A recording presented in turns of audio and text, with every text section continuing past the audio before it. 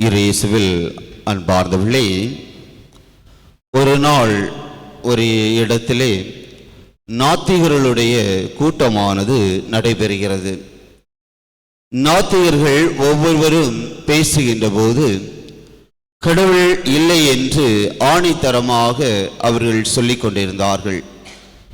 அப்போது அந்த நாத்திகரிடையே கைலாஷ் என்கின்ற ஒரு சொற்பொழிவாளர் அவர் வந்து பேசுகின்ற போது அவர் சொன்ன வார்த்தைகள், நான் கடலை பார்க்கின்றேன், ஆகவே அது இருக்கிறது. நான் மலையை பார்க்கின்றேன், ஆகவே அதுவும் இருக்கிறது. நான் மனிதனை பார்க்கின்றேன், ஆகவே மனிதன் இருக்கிறான் என்று நான் நம்புகிறேன். ஆனால் கடவுளை என்னால் பார்க்க முடியவில்லை, ஆகவே நான் கடவுள் இருக்கிறார் என்பதை நான் நம்பவில்லை என்று மிகவும் ஆணித்தரமாக கூறினார். அதோடு மட்டுமல்லாமல், இங்கே யாராவது கடவுள் இருக்கிறார் என்று நீங்கள் நிரூபித்தால் நான் அந்த கடவுளை வணங்குவேன். அதே நேரத்தில் அதை நிரூபித்த அந்த மனிதருக்கோ 1,00,000 ரூபாயும் பரிசாக கொடுப்பேன் என்று அவர் முழக்கமிட்டு கூறினார். ஏனென்றால் நான் எதையெல்லாம் பார்க்கின்றேனோ அதெல்லாம் இருக்கிறது, ஆனால் கடவுளை என்னால் பார்க்க முடியவில்லை, ஆகவே நான் கடவுளை நம்பவில்லை என்று ஆணித்தரமாக அந்த மனிதன் கூறிக்கொண்டிருந்த வேளையிலே ஒரு குருடான ஒரு மனிதன் அந்த மேடையை நோக்கி வருகிறான்.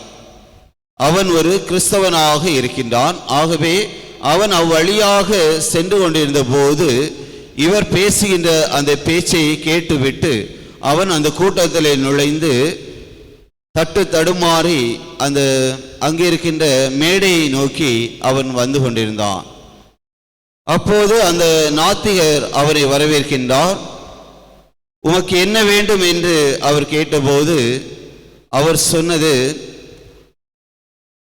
நீ இவ்வாறு கூறிக்கொண்டிருந்தாய், நான் இதை பார்க்கின்றேன், ஆகவே அது இருக்கிறது என்றும், கடலை பார்க்கிறேன் அது இருக்கிறேன் என்றும், மலையை பார்க்கிறேன் அது இருக்கிறேன் என்றும் நீ நம்புகிறாய் என்று. ஆனால் கடவுளை பார்க்க முடியவில்லை, ஆகவே நீ கடவுளை நம்பவில்லை என்று சொல்லுகின்றாய்.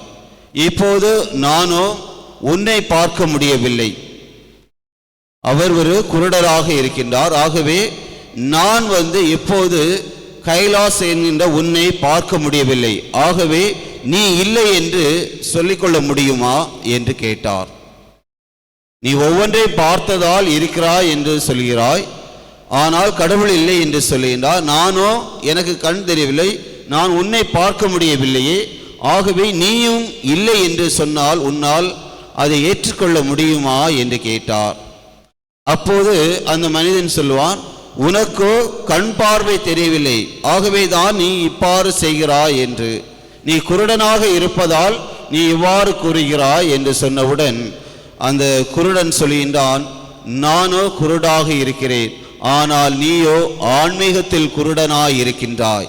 ஆகவே தான் உன்னால் கடவுளை பார்க்க முடியவில்லை, கடவுளை விசுவசிக்க முடியவில்லை, கடவுளோடு இணைந்து வாழ முடியவில்லை என்பதை சொல்லிவிட்டு அவர் அந்த மேடையிலிருந்து இறங்கி செல்கின்றார்.